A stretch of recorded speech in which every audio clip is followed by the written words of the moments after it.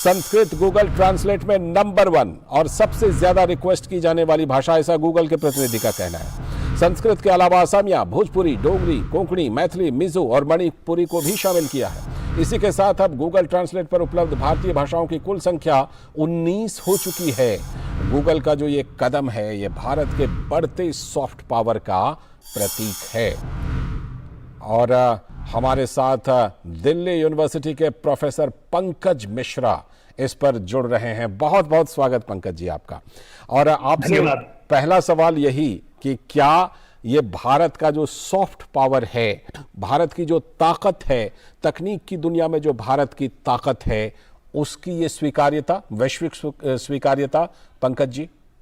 निस्संदेह ये भारत की बौद्धिक शक्ति जिसे आप कहते हैं, क्योंकि हम आप आदिकाल से ही इसी बौद्धिक शक्ति से जाने जाते रहे हैं और उसकी इस प्रकार स्वीकृति आज की सबसे बढ़िया खबर है। हम सब लोगों के लिए एक, हम सब लोगों का रिकॉग्निशन है। यह न केवल भाषा का रिकॉग्निशन है, बल्कि हम भारतीयों का भी यह रिकॉग्निशन है। जी। और पंकज जी, खासतौर पर एक बात ये कहना चाहूंगा कि गूगल के प्रतिनिधि ने कहा था कि संस्कृत जो है वो गूगल ट्रांसलेट में नंबर 1 और सबसे ज्यादा रिक्वेस्ट की जाने वाली भाषा है।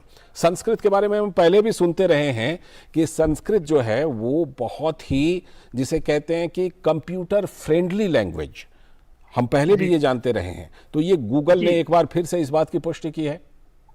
हाँ, इसकी हम पुष्टि, मुझे नहीं लग रहा है कि इस विषय में किसी की पुष्टि की आवश्यकता है। लेकिन जो हमारे लिए सामान्य रूप से प्रमाण माने जाते हैं, अगर उसे गूगल ने इसे स्वीकार किया है तो न केवल संस्कृत बल्कि संस्कृत के साथ साथ अन्य भाषाओं की भी यहां पर हम समझ सकते हैं एक प्रकार से ये रिकॉग्निशन है। और रही गूगल के ऊपर या कंप्यूटर के ऊपर जो संस्कृत की सफलतम भाषा होने का, तो ये सभी हम आप जानते हैं और पुनः पुनः कहते हैं कि विश्व में संस्कृत जैसी वैज्ञानिक भाषा कोई है ही नहीं।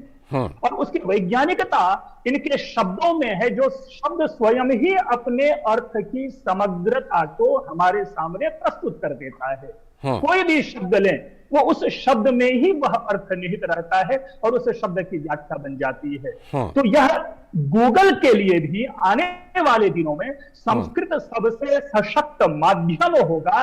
इसको समझने में, कहने में, स्थापित करने में किसी भी प्रकार का संकोच नहीं होना चाहिए, किसी भी प्रकार का संदेह नहीं होना चाहिए।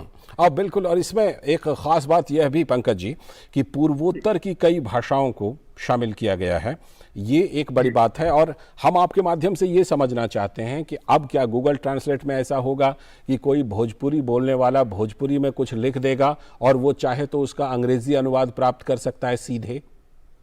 हाँ, हम यह भी समझें कि भारत की जो क्षेत्रीय भाषाएं हैं उनको भी अगर गूगल ले रहे हैं तो हमें यह समझना चाहिए कि हमारी क्षेत्रीय भाषाओं में भी वह क्षमता है जो विश्व में अपना स्थान बना